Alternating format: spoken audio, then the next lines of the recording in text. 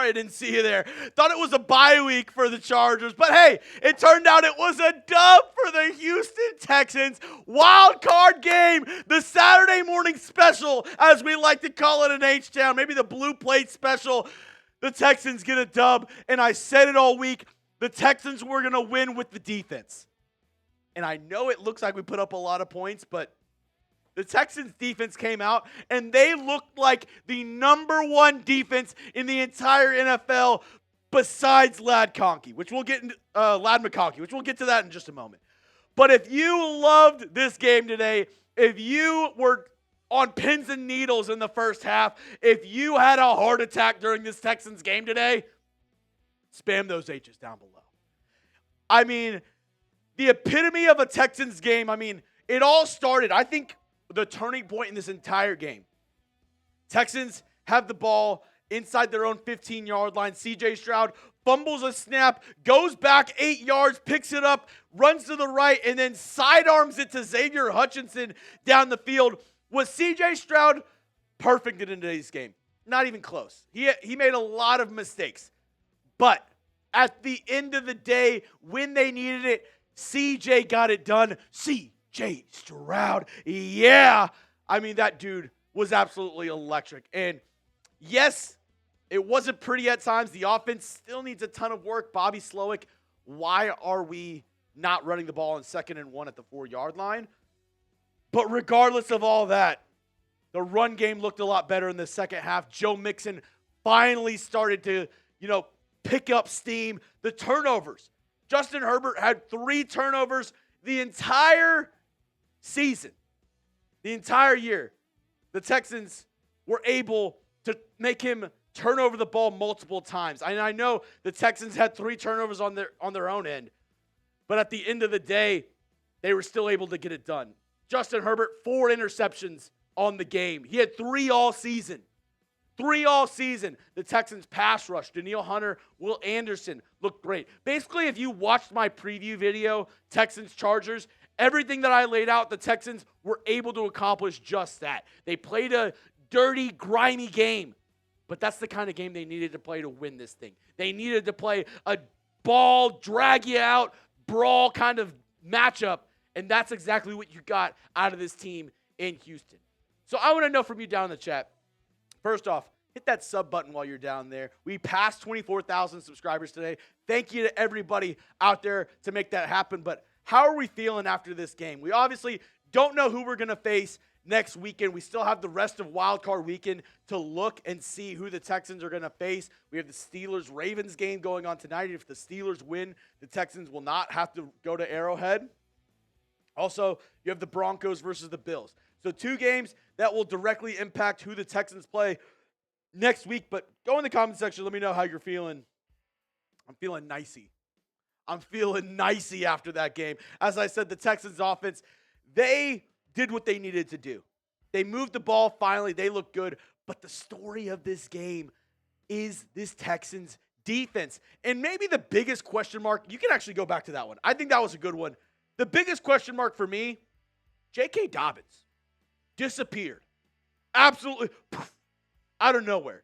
That first quarter, he was running down the Texans' throat, running with authority. He came into this game questionable with an ankle injury. He's from Houston, had a lot of family and friends at the game. I don't know if that affected him throughout the game, and they just didn't want to put him in because he had an injury. But at that point, it's the playoffs. Why do we have you in the game if you're not at 100%, you're not able to go? They were able to run all over the Texans. The second half, not at all. 18 carries, 50 yards. I want to say they probably got 30, 40 of those yards in the first half. The second half, nothing. 14 to 32, 211 yards through the air. 4 turnovers, like I said. Justin Herbert, 3 interceptions all season long. 4 the Texans forced. And Joe Mixon, this dude was an absolute stud. 25 carries, 106 yards, a touchdown. Some smart plays at the end of the game. Really, where the Texans needed to bleed out that clock, he was the man who did it for them. We'll break down more about this game in just a moment, but couldn't do today's show if it wasn't for our sponsor over at PrizePicks, America's #1 daily fantasy sports app out there with over 5 million active members. Get started today with PrizePicks and become part of the PrizePicks community. All you got to do, like I said, Choose more or less on 2 to 6 player stop protections. Watch the winnings roll in. And it's playoff time. Now or never. Not just for the Texans, who are advancing next week, but also college football. We have hockey. My producer, Jack, big baseball guy. Spring training's right around the corner. So get started today with America's #1 daily fantasy sports app out there. This was my lineup, obviously. Just don't look at the second one, Ladd McConkey. But I did do a flex play, so I still have a chance to win. I still have a chance to win with this lineup. Get started today with PrizePicks. My listeners get a special deal. Download the PrizePicks app today. Use code CLNS and get $50 instantly when you play $5. That's code CLNS on PrizePicks to get $50 instantly when you play $5. You don't need to win to receive the $50 bonus. It's guaranteed. So what's stopping you from getting started with PrizePicks? Run your game. Now, I mentioned Ladd McConkey, and yeah, he was the entire Chargers offense. These are their top 3 receivers. Ladd McConkey and Will Dissly, actually both those guys had balls go right through their hands for interceptions. But Ladd McConkey, 9 receptions, 197 yards and a touchdown. Actually, this game almost got broken. I think if it wasn't for the blocked extra point in return, that momentum swing would have definitely gone in the Chargers' favor. That 2 points, as minuscule as it sounds, 2 points, that was huge for this Texans team. Ladd McConkey had an 86-yard touchdown on, I believe it was, 3rd and 26, producer Jack? Something like that, 3rd and 26. This dude balled out. All respect to Ladd McConkey. I came into this game saying, yeah, he's a pseudo wide receiver 1. He's, somebody who's a wide receiver 1 for this team because they don't have a lot of talent. I'm eating my words right now because Ladd McConkey would be a wide receiver 1 on a lot of teams. He's that good. He's a slot merchant. Reminds me of a young, twitchy guy in the slot, kind of like I don't want to say Wes Welker type, but really is able to find spots in the zone, sit down, and really take advantage of what the defense is throwing his way. That dude, he deserves his flowers. The Texans are lucky the rest of the defense really stepped up big time. Like I did mention, he did have that one ball that went right through his hands. Eric Murray caught it, returned it for the touchdown. But besides that, Ladd McConkey was on one. You know who else was on one? My guy, Nico Collins. 7 receptions. That came out weird. 7 receptions, 122 yards, a touchdown, a long of 41 yards. He was making things happen. When CJ Stroud was in trouble, when they needed a huge play, Nico Collins was that guy they went to. And we saw a little bit of John Mechie. We saw a little bit of Deontay Johnson. They're nice pieces. Same with the 2 tight ends, Cade Stover and Dalton Schultz. But at the end of the day, if this Texans team is going to do anything moving forward, they need this guy right here, Nico Collins, to step up and step up big time. So I want to go down in the comment section one more time. Grade the Texans' offensive performance versus the Chargers. A, B, C, D, or F. Let me know how you think the offense played. The defense was an A++. The offense, B-, C+.